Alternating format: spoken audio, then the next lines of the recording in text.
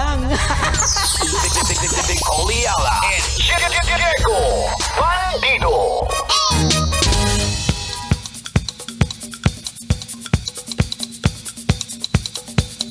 Hey!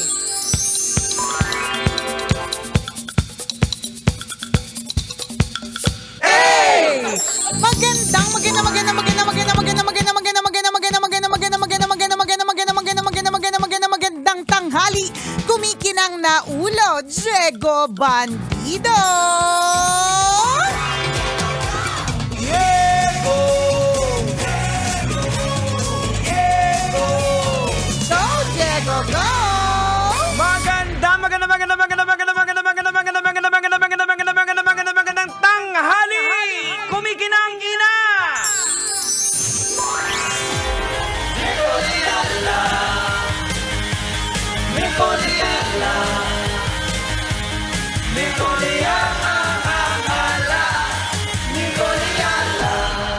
Dear Nicole and Diego,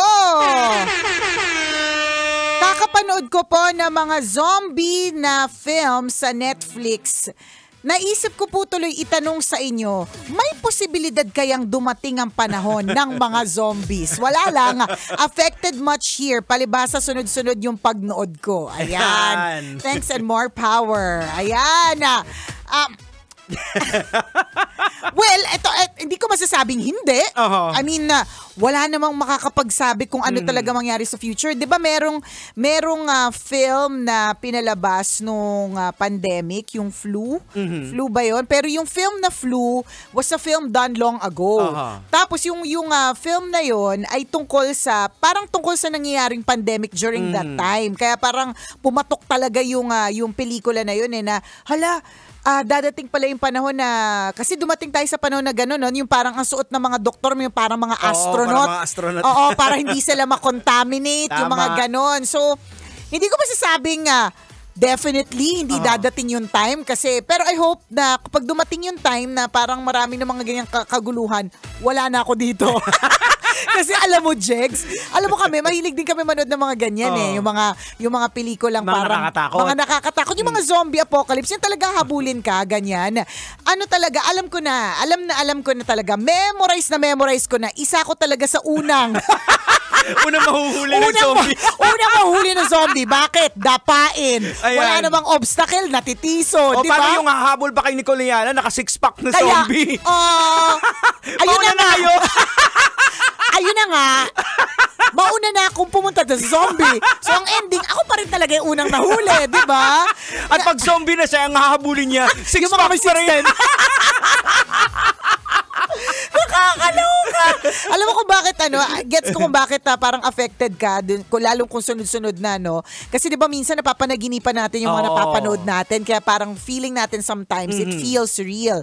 Tsaka siguro kasi yung mga gumagawa ng mga pelikula, tinatry din nilang maging medyo malapit siya sa katotohanan. Like for example, may nainom na whatever, may mga chemical kenemerut, ganyan. Kaya parang feeling mo malaki ang possibility. Well, hindi ko sure.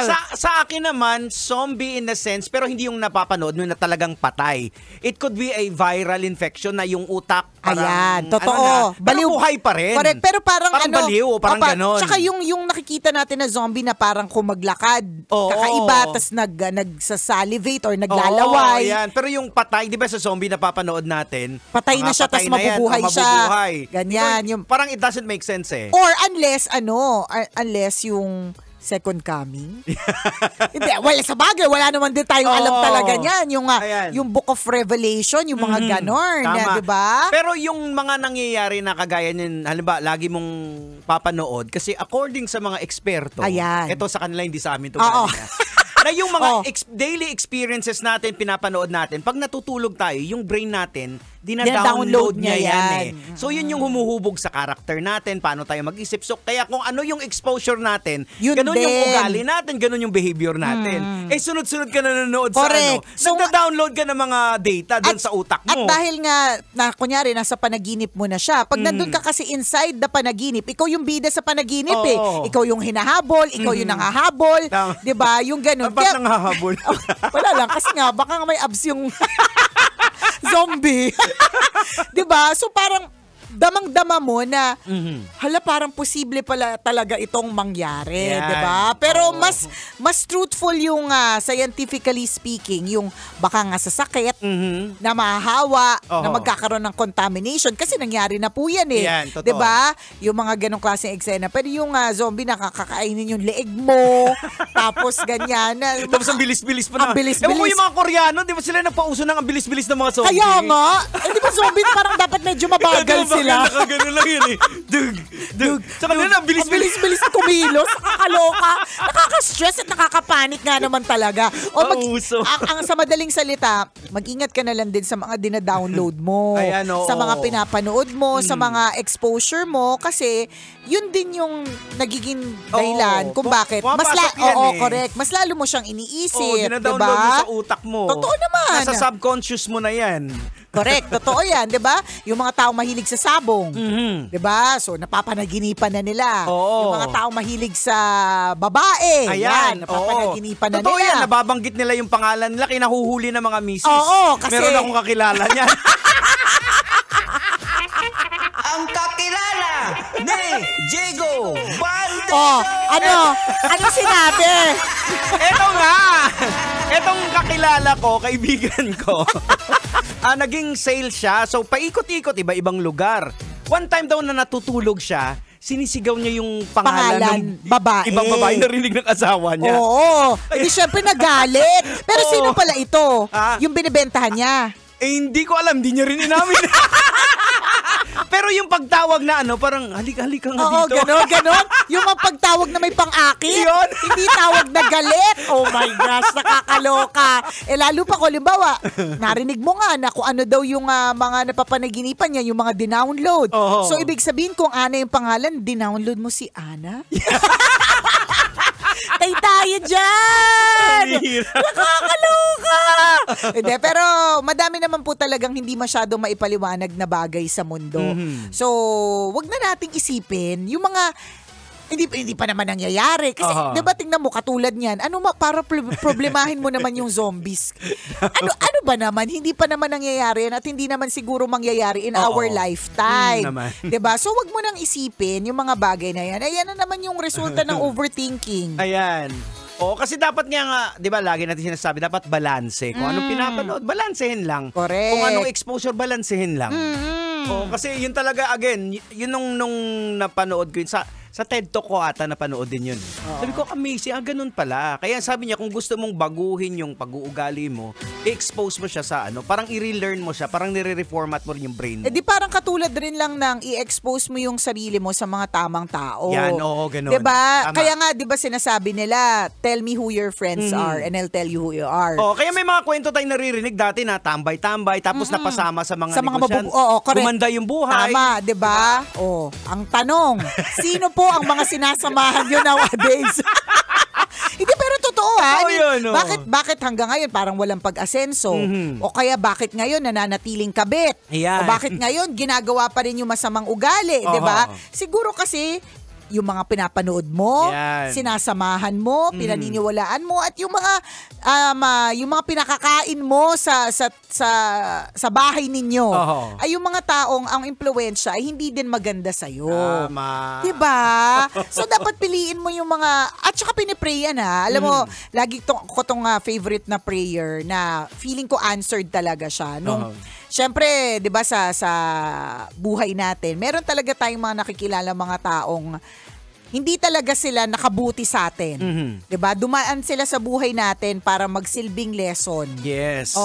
Kahit masaklap yung nangyari, kunyari friendship na nag-friendship over, dating kaibigan na nag-betray, ganyan. Masakit talaga siya, pero dumaan sila sa buhay natin as lessons. Yes. So madami tayong naging ganyan sa buhay natin. Ikaw din mismo, Kabisyo, 'di ba? May mga ganyan ka na kumare mo, halos pinagkatiwalaan mo ng bonggang-bongga, ganyan, pero siya pala yung mga scam sa'yo. Makarinig na tayo na maraming kwento na ganyan, di ba? And these people will always serve as lessons. So dahil may mga ganyan kami mga experiences in the past, kaming pamilya, ang laging specific prayer talaga namin, i-lead kami sa mga tamang tao. And pinipray talaga siya ha. Pinagdasal talaga namin yun. Bilang outsider sa family niyo, I see it happening right now. Correct. Diba? Totoo. Isa sa mga favorite yung ko. Yung reconnection with Ma'am Mayet. Correct. Diba? Si Ma'am Mayet de la Rosa and Mayet de la Rosa Fine Jewelry. Yung tama ka sa reconnection. Kasi una kaming daupang palad years ago. Teenager pa yung panganay niya, 'di ba? Tapos yung pala yung tamang timing. Nung panahon na yon, hindi pa timing na maging endorser ko ng brand nila. Tapos yung tamang panahon pala kung kailan pala ako magkakaroon ng thyroid cancer at meron na akong pag inoperan ako sa Friday, may pangtapal. Naginto. May pangtakip, di ba? So, always at a specific time. And pinagdasal talaga namin yun. Yes. And yun siguro, kung halimbawa parang feeling mo, bagong betray ka, bagong scam ka, napunta ka na naman sa maling landas, maling tao na naman yung nasamahan mo, may lalaki na namang nanloko sa'yo, di ba? Pagdasal mo na daling ka ng Diyos sa mga tamang tao, yung mga tamang tao dalhin sa'yo. Well, may mga time din talaga sa buhay natin na kailangan din nating pagdaanan. Totoo naman din talaga kasi lessons nga sila. Ayan. So, pasalamat din tayo in a way sa mga taong yun kasi we learn a lot from them. Correct. Kasi hindi naman masaya ang buhay kapag laging at saka hindi mo matatagpuan yung mga taong itinalaga sa'yo ni Lord sa ngayon at this moment kung hindi mo rin sila nakasama doon eh. Ibig sabihin, kung naging maayos kayo, hindi mo na-meet ngayon yung present. At higit sa lahat, Diego, tama ka dyan, higit sa lahat, hindi mo ma-appreciate lalo yung mga mabubuting tao na nasa paligid mo ngayon kung hindi mo na-experience yung masasamang tao. Yan. Diba totoo? Tingnan mo, kailan natin na-appreciate yung sunshine? Kapag sunod-sunod na mga araw, ang lakas ng ulan.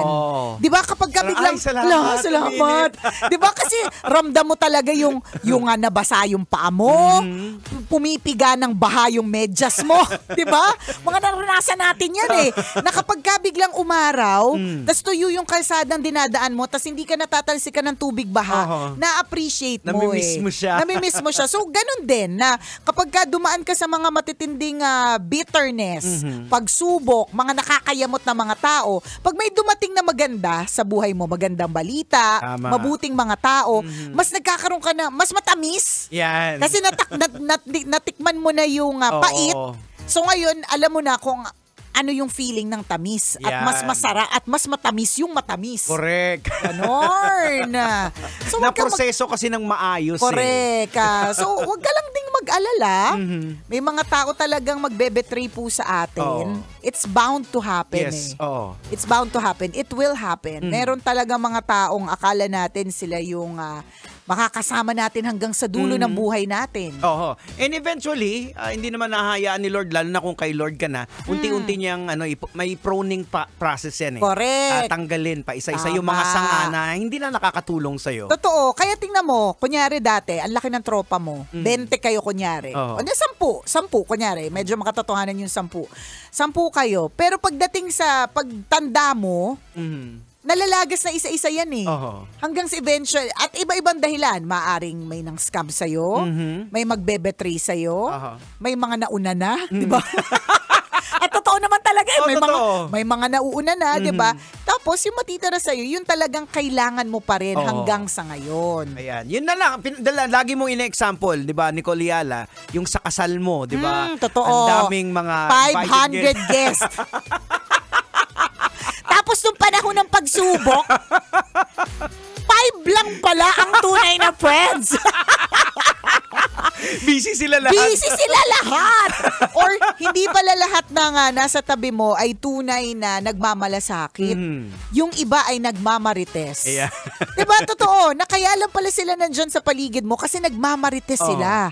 Hindi sila tunay nagmamalasakit. Meron silang nakukuha na something eh. Totoo din. Diba? So pag problema, bakit ako didikit? Wala naman ako makukuha. Kaya nga, ano pa yan eh. Human nature, selfish. Selfish talaga. Madamay pa ako dyan. Tama. Diba? Yun, ay naku, hindi ko yun sasamahan. Baka mamaya, madamay pa ako dyan. Diba? Pero talaga ganun. Such is life. Hindi mo rin naman sila masisi. Kasi totoo naman, selfish po tayo eh. Nature po natin talaga. Lahat tayo. Correct. Lahat tayo pang sarili yung iniisip natin. So, kung alam kong posible ako madamay sa gulo niya, ba't ako sasama? Busy ako. Kaya niya na yan. Balakas naman siya. Nagkukumpuni ako ng sasakyan. Nagsusulsi ako ng damit. Pero yung simple man lang, kamusta ka? Di ba? Wala. Nihay-nihoy. Alam mo kung bakit? Ang kumusta kasi may kasamang pautang sunod eh. Kaya hindi ka sure kung yung pag nagkumusta mabuti pa ba to eh. Ay naku mga kabisyo, oras natin, 12:39. Ako pong kumikinang na ulo, Diego Bandido. At akong kumikinang ina mo, Nicole Liala. Kailangan pa bang i-memorize yan? Basic!